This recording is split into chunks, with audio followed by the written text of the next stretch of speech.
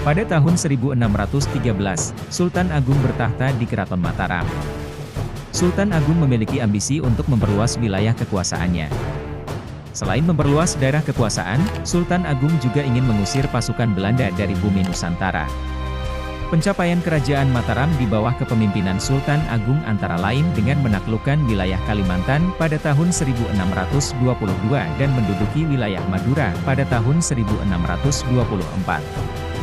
Pada tahun 1624 kerajaan Mataram mengirim 50.000 pasukan untuk mendarat di pantai barat pesisir Bangkalan.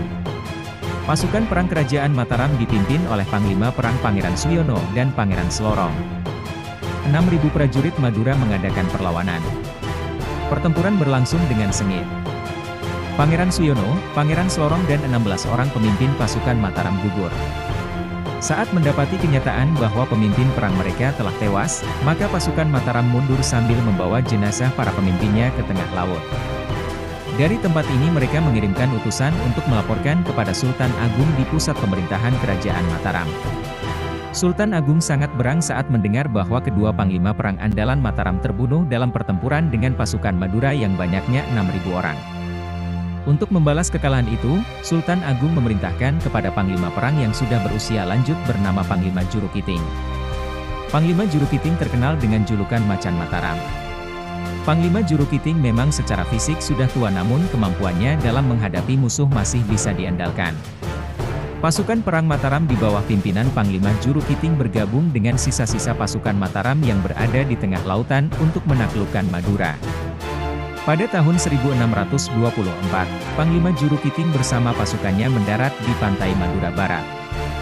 Mereka akan membalas kematian rekan-rekannya yang gugur pada tahun 1623. Untuk itu, ia tidak langsung melakukan serangan. Panglima Jurukiting menyebarkan mata-mata terlebih dulu.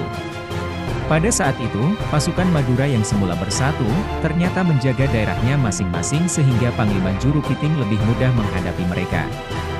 Jurukiting memulai peperangan dari Madura Barat. Dalam pertempuran yang dahsyat di Madura Barat, kedua pihak mengalami banyak kerugian, baik jiwa maupun harta.